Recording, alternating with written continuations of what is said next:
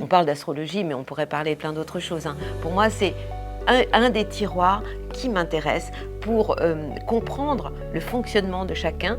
Et je dis souvent que c'est un outil de tolérance.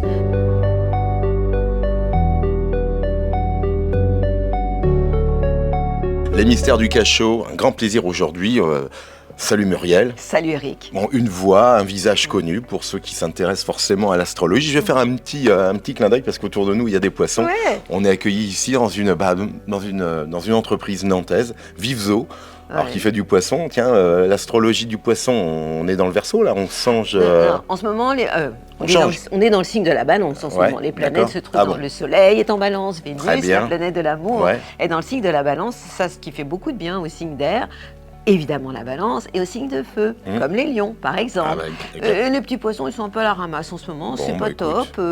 Donc il va falloir attendre un peu, mais très prochainement, ils vont avoir beaucoup de chance pour deux choses. D'abord parce qu'on va rentrer dans le signe du Scorpion, signe d'eau, donc les poissons vont vraiment se sentir vachement mieux. Et puis surtout Jupiter, le magnifique, la planète de la chance, de la joie de vivre, qui a fait une petite balade dans le signe des Béliers depuis le mois de mai, va revenir à la fin du mois dans le signe des Poissons. Et ça va leur faire vraiment beaucoup de... ça va leur apporter de l'énergie, de la joie. Et ça va être jusqu'à la fin de l'année. Et puis, les Poissons sont quand même les plus mystiques de la bande. Donc, ce sont dans cette période où Jupiter, qui est une planète un peu plus lente, retourne en Poissons, eh bien, sur le plan collectif, les gens vont être plus dans la spiritualité. Et on a aussi en plus en ce moment une planète plus lente, Neptune, qui se trouve aussi dans le signe des Poissons, 3e décan. Mais on pourra en parler pendant 10 heures. On a l'impression d'écouter nos anciennes émissions de radio, ça fait vraiment plaisir. Muriel, tu es cette femme finalement de terre et du ciel, je dirais un vrai relais entre finalement notre enracinement et une démarche très céleste. Ça fait du bien parce que cette astrologie, bon, chaque jour ça change quasiment, hein. On est tous peu ou prou, de par lecture, de par la radio, à l'écoute de notre astrologie. C'est quasiment un tic. Je trouve l'astrologie. Bien sûr. Ouais. Alors, il y a différentes façons de le faire et de le vivre. Hein. Bien sûr, on va le voir. Il y a le thème astral, quand on connaît un peu son thème astral, là, on va beaucoup plus loin. Et ça dure 1 heure, 1 heure et demie, hein, quand on fait un thème astral et une révolution solaire, puisque chaque année, on réactive le thème. Sûr, mais on peut aussi regarder son horoscope. Personnellement, j'en fais un toutes les semaines. Je l'ai fait pendant longtemps sur Europe 1 tous les jours. J'adore ça. Et je trouve que c'est très intéressant, c'est la météo. Moi, je le vis façon météo. Bien sûr, c'est ça. C'est une météo astrale. J'allais dire que plus qu'un calendrier, parce qu'il pourrait être incertain, c'est vrai qu'on nous a fabriqué une chronologie. Cela dit, on est né à un moment, et finalement, l'astrologie vient incarner cela. Exactement. C'est ça, notre vraie racine. C'est une carte d'identité astrale, cosmique, qui raconte un caractère, qui raconte un destin, et qui donne des informations sur notre manière d'être. On peut être introverti ou extraverti, on peut être hypersensible, empathique, ou au contraire, tête brûlée. Tout ça, c'est dans un thème, ça raconte un thème.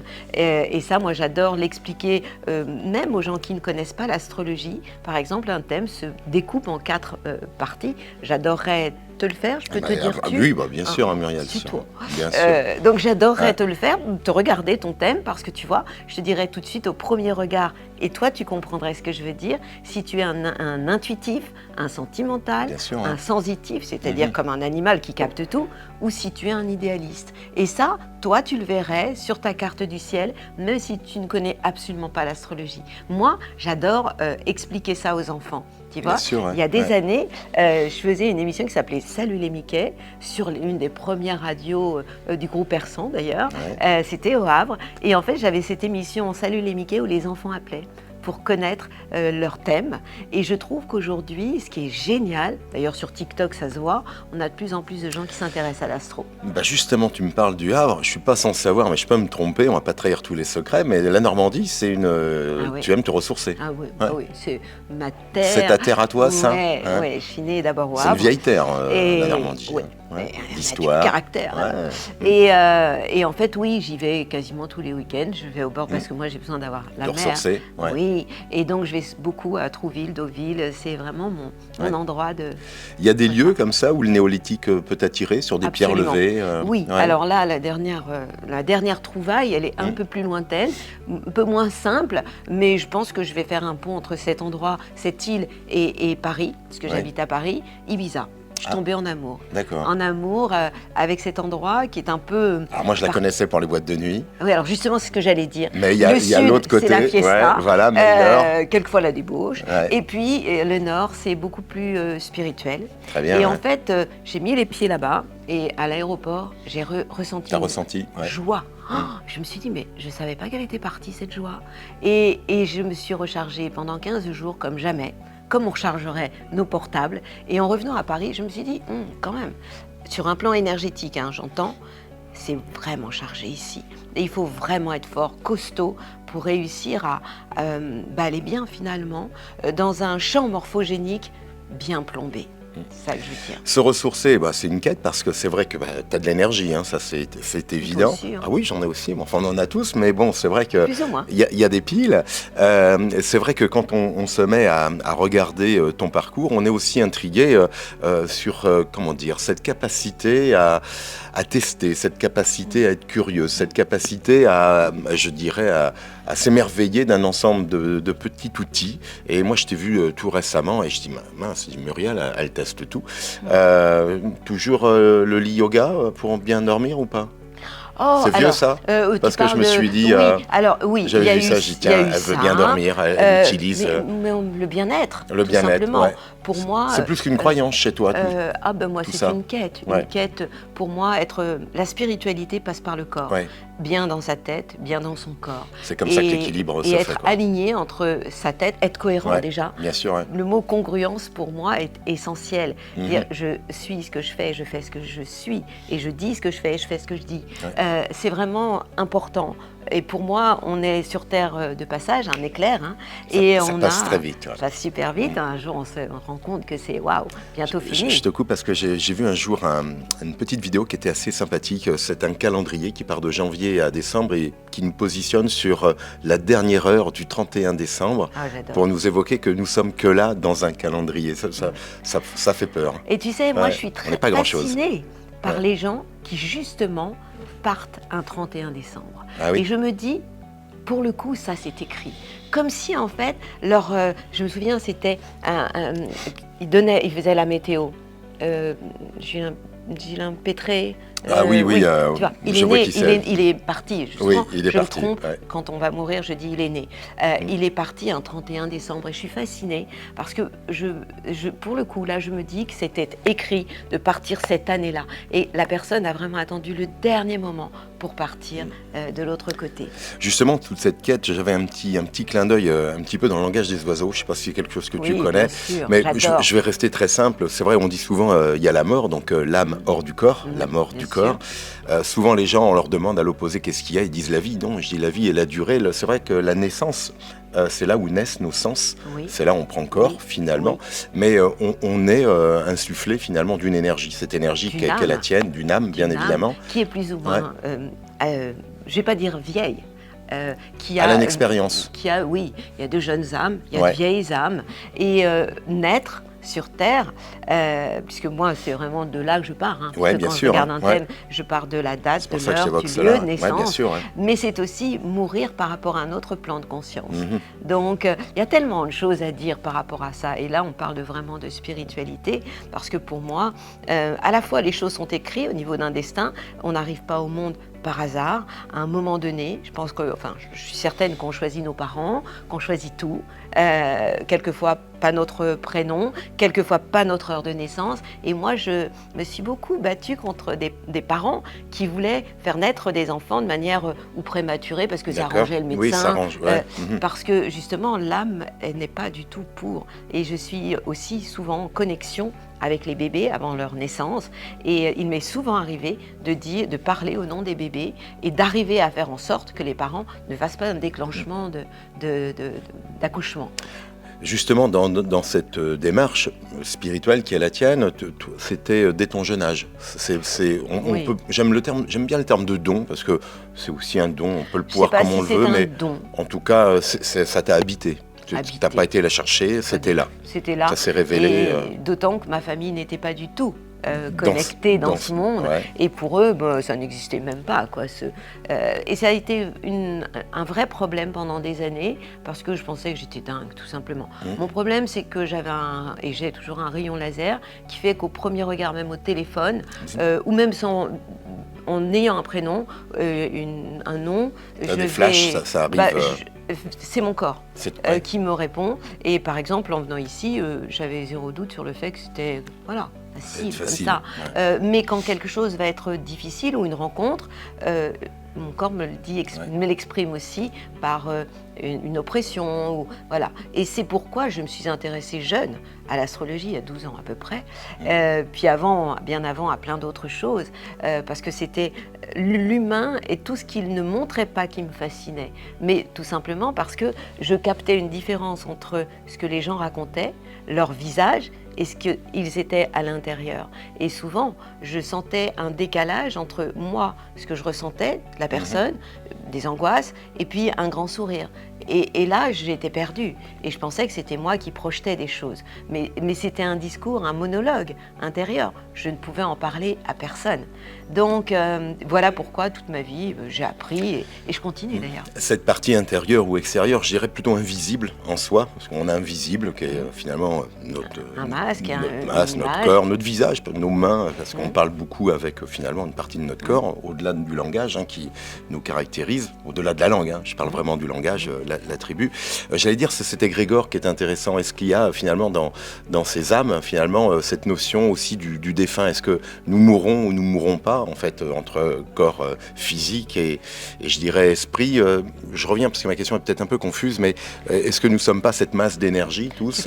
Tu parles d'âme ou de conscience supérieure? Peut-être les deux, parce que finalement, la frontière est des fois difficile, quoi. On peut dire que...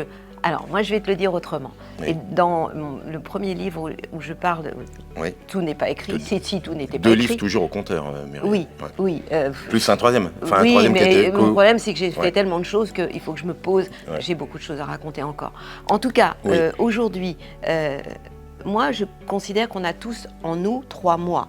Un mois qui est relié à notre inconscient qui a 4 ans, et qui, lui, décide de tout dans notre vie à 80%. Un moi rationnel qui, lui, est plus adulte, qui n'a pas du tout envie que le jeune moi s'exprime, et qui, lui, déteste les changements et passe sa vie à dire « il faut ». Et, mon préféré, un grand moi, un moi supérieur, qui lui est connecté et qui sait et sent les choses. Tu sais, il y a un mot que j'adore, c'est l'intuition. L'intuition, c'est avoir des réponses aux questions qu'on ne sait pas poser. Eh bien, plus on est connecté à ce grand moi, en alignant évidemment le jeune moi avec le moi rationnel, et plus on est relié à notre âme et à ce moi supérieur. Et pour moi, en fait, quitter la fin d'une vie, la fin d'une histoire, c'est un bouquin qu'on referme pour aller se reposer, aller voir les copains de l'autre côté, sur un autre plan, en fonction de notre esprit. On va monter sur des plans différents et on va retrouver des guides qui sont là, qui nous accompagnent tout au long de notre vie. Entre parenthèses, en ce moment, ils sont plus que jamais opérationnels. Nos guides on a des bruits. Mais... Oui, parce qu'on est dans une période très spéciale, personnellement que j'adore. Toujours est-il que on va de l'autre côté se reposer jusqu'au moment où on peut revenir ou ne pas revenir, parce qu'il existe pour moi d'autres plans de conscience. Et revenir dans un corps, c'est une âme qui de toute façon veut grandir, veut évoluer. Et dans un thème, on peut avoir des thèmes très difficiles parce que l'âme a décidé dans cette vie-là de bosser, quoi. Parce que pour moi, la Terre n'est qu'une école. Ne reste qu'une école, et une école de vie où on ressent les choses et on vit des émotions. On parle des fois, je ne sais pas si le terme va t'ouvrir, sur l'ouroboros en l'occurrence, c'est-à-dire cette notion de cycle. On est un grand cycle. Précession des équinoxes, on l'évoquait tout à l'heure, je te disais, on quitte le poisson, je crois, pour le Verseau, 26 000 ans. Je parle du grand cycle. 2160 ans. Ça fait beaucoup de temps, exactement. C'est vrai que l'astrologie, j'y reviens, c'est une vraie cartographie, on l'affecte particulièrement parce qu'on le voit ensemble dans l'échange que nous avons. On additionne beaucoup de choses parce que finalement le spirituel est une forme d'addition, de voyage forcément. L'astrologie permet un moment comme ça de venir cartographier, de donner j'allais dire un kéros. Quand il y a l'ouroboros, il y a aussi la fixité dans le mouvement. L'astrologie, c'est un peu ça, on vient nous donner comme ça Une information. Une information, ouais. En fait, c'est un mode d'emploi. Okay. Et c'est une manière de prendre de la hauteur et de comprendre notre humanité. Par exemple, aujourd'hui, oui, nous sommes dans la période de jonction entre l'ère du poisson, qui s'est passée de l'an 0 jusqu'à normalement 2160. Donc ouais, il y a un gap, il y a un petit gap. Voilà, sauf qu'il faut 500 ans pour passer d'une ère à l'autre. Voilà. Et en ce moment, nous sommes entre cette période de transition, donc de chaos, qui a lieu pendant 500 ans, où en fait on passe d'une ère, une ère christique, puisque le poisson c'est lié à tout ça, et en face d'ailleurs le poisson on a le signe de la Vierge, donc ça nous rappelle toutes les histoires, le Christ, la Vierge, etc. Et là maintenant on est dans cette période de transition où on entre dans l'ère du Verseau. Qu'est-ce que c'est l'ère du Verseau? C'est l'ère de la 5D, la 5e dimension, c'est-à-dire quoi? L'unité, la paix intérieure, plus d'harmonie au niveau de la terre, au niveau des hommes. Donc moi, je suis très heureuse d'être incarnée maintenant, et toutes les âmes, tu en fais aussi partie, ont fait la queue pour revenir à cette époque. Notre âme a été très courageuse et a voulu participer à cette évolution de l'humanité, parce que l'évolution est en plein saut quantique actuellement. Et on le voit, et ça a commencé en 1980. Depuis 1980, l'évolution est en train de... Le monde, l'humanité, la Terre aussi, tout ça est en train de changer de dimension. On est en train de passer de la 3e dimension, la densité, la dualité, à la 4e, la 5e dimension. On parle d'espace intérieur et d'espace tout court, et d'harmonie et de paix. Tu me parles des années 80, je vais faire une petite allusion, je ne sais pas si tu vas te connecter, mais je connais 2 grands zodiaques, d'Endora, c'est en Égypte, sur le temple, et l'Arche de la Défense que Mitterrand a fait bâtir, et tout en haut de l'Arche de la Défense, il a fait un grand zodiaque. Peu de Français savent qu'il y avait une géométrie sacrée, orchestrée par François Mitterrand et ses équipes, mais on a un grand zodiaque, peu de gens le connaissent, comme quoi on est tous les jours confronté à ça. Mitterrand a été complètement connecté, il était habité, voilà, la président. Rose, pas pour rien. On a la barque solaire à Rambouillet, je ne sais pas si tu as été. Non. Bon, tu verras à Rambouillet, dans les jardins de Rambouillet, il y a une belle barque solaire, voilà, et tu verras, c'est à l'effigie de Mitterrand. Tu as allez, on y va, on a à Cergy-Pontoise la pyramide de Mitterrand, alors qui joue avec la pyramide du Louvre. Très vieille à main, ce Mitterrand. Ouais, et puis je t'invite, toi qui es parisienne, et vous tous, quand vous irez à Paris, le temple de Salomon, il est revisité au temple des droits de l'homme, Champ de Mars, juste au pied de la Tour Eiffel. Tu verras, il y a tout à découvrir. Comme quoi, les symboles sont importants, parce que c'est vrai que ces 12 signes du zodiaque ont tous chacun leur caractère. Comme tu disais, moi je suis Lion, ascendance Taureau, des fois j'oublie, et on a du mal à chaque fois à tout bien mémoriser, d'où ce lien qu'on a avec son astrologue.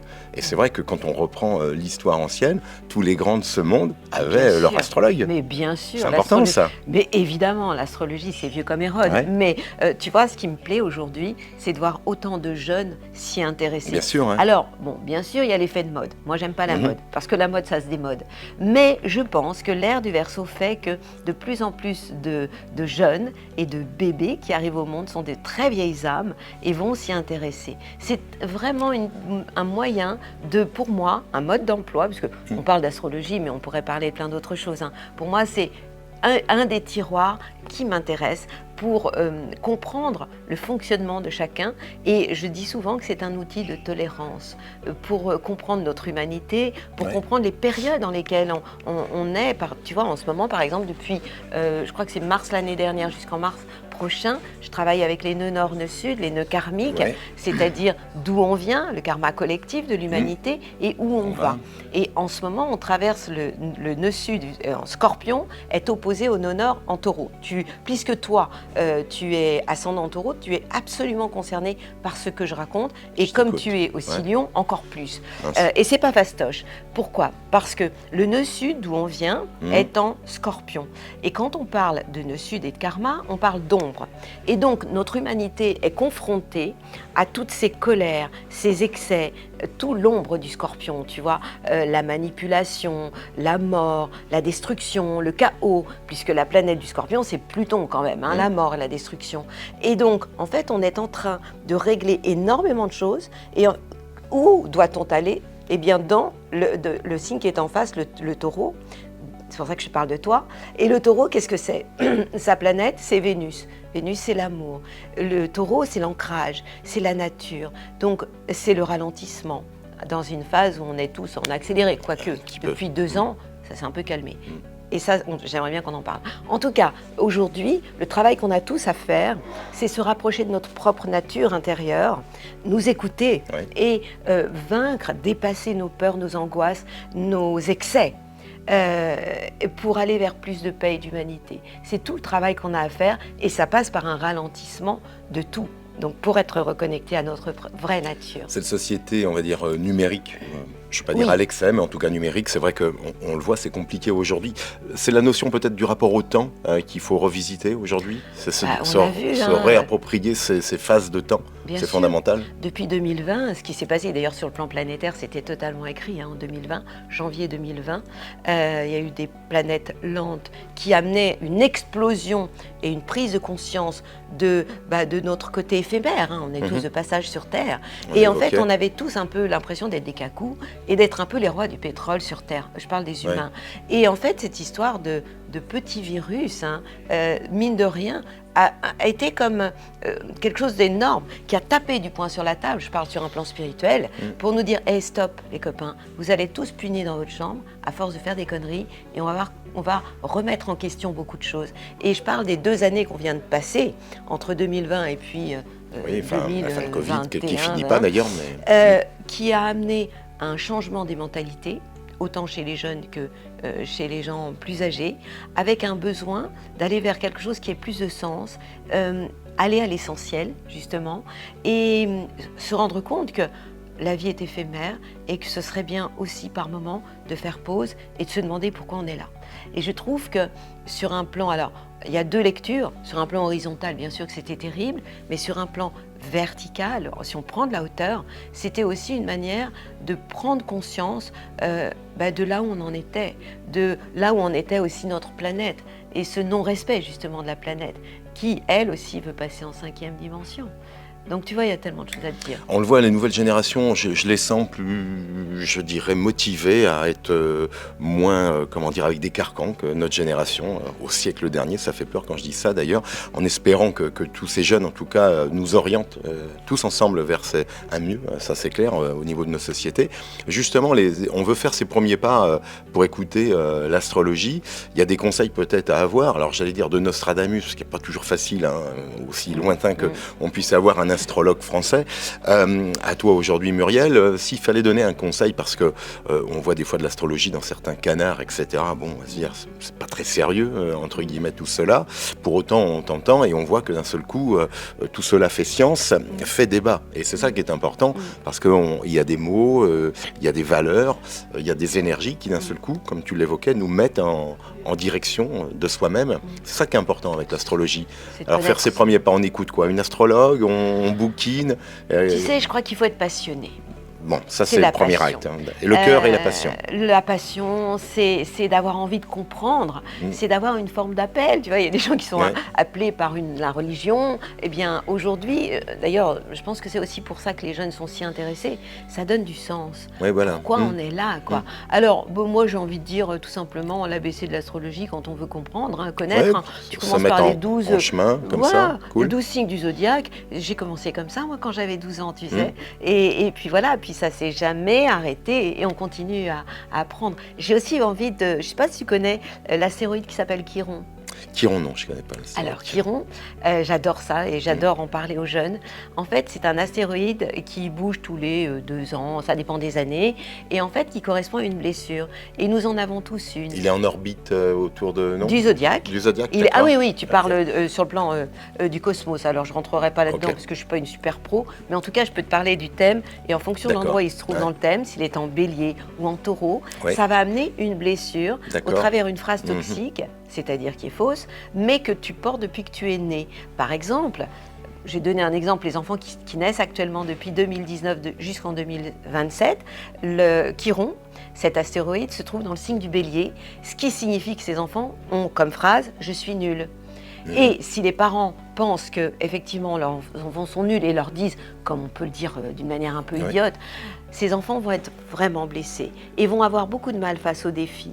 Mais dans les autres blessures, je te raconterai la tienne si tu veux, et ça c'est lié à ta date de naissance, il y en a une qui est « je suis moche et je n'ai aucune valeur ».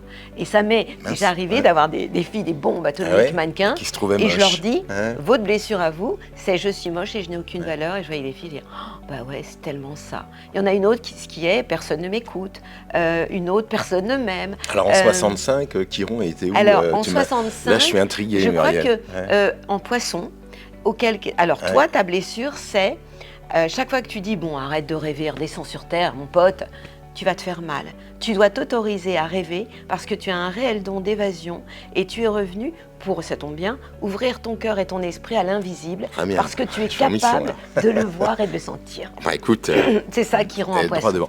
Comme quoi l'astrologie, c'est toujours des grands moments parce que on n'est jamais sans son miroir une fois qu'on t'a entendu. Toi, c'est ça qui est intéressant, c'est que d'un seul coup, ça nous met en chemin. J'avais un petit peu cette notion alchimique, on dit le vitriol. Je sais pas si ça te parle, c'est visite l'intérieur de toi-même et en te rectifiant.